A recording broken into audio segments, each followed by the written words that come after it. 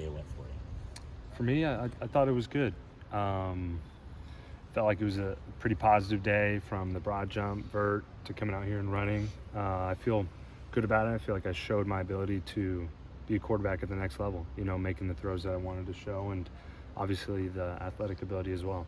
What's the main thing you wanted to show pro scouts after your college career came to an end?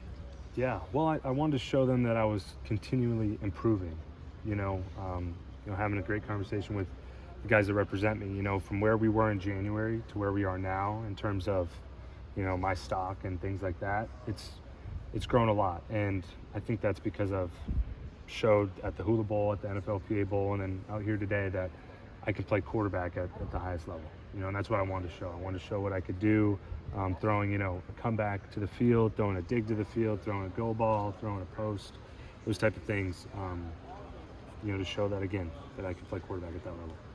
Is there something poetic about throwing to Cade in your final time in a college setting? Yeah, I mean, I don't know if it's hit me completely yet, that it's the last time I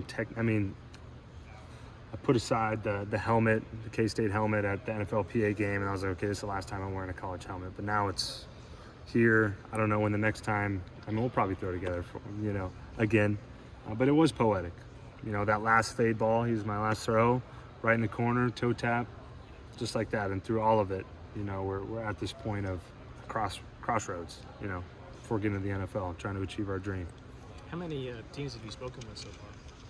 In general, I think you could speak to a lot of these guys, like talk to scouts from all teams, and that's part of it. Now, what you put into that and what you don't is, you never know. I've heard stories of guys, like, oh, I talked to every team except one, and that's the team that drafted me. So, like, Right. I don't know. I don't put a ton of stock in that kind of thing. So I'm intrigued to hear the feedback after today. I heard a little bit, but getting a bit more of the story. Obviously, all those guys are on their way to KU, so it'd be interesting to hear what they have to say. Adrian, what's your best attribute? I would point to my ability to create and extend plays in and outside the pocket. That's what I think being a dual threat means, being able to get the ball in the playmaker's hand, and if nothing's there, being able to run and do something with it as well and get yards.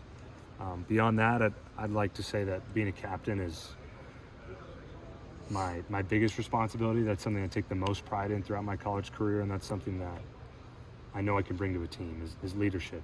So Your year at Kansas State had a lot of twists and turns. for sure. Looking back, are you happy at how things played out? Absolutely.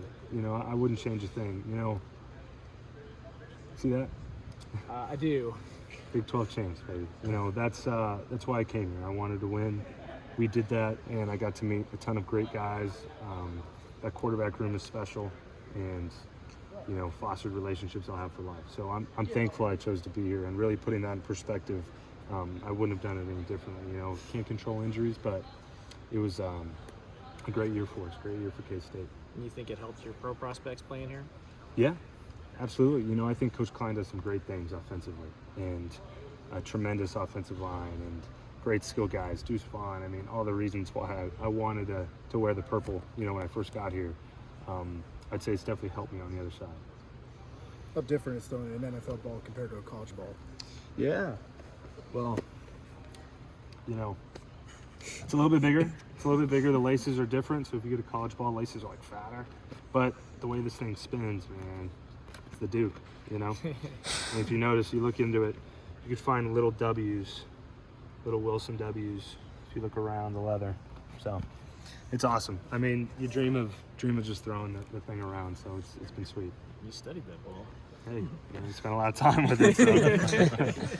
What specifically did you do to prepare for today? Did you have like a script, or how did? Yeah, so I was in the Miami-ish area in Florida training for a couple months with Tony Rasiopi. He's actually over there. He trained Kenny Pickett last year, and he has a long list of guys he's trained, and I felt thankful for that opportunity to train with him. So that was the first thing. The next thing really is I did have a script. So went down the line, we had kind of practiced it. I'd gotten in here with the guys and thrown it around, and then we walked through it last night and made sure we were clean and everyone knew what they were doing. And obviously Phil Brooks played a big part in that for me, because we needed someone else to come out here and run routes. and he volunteered and did a great job today.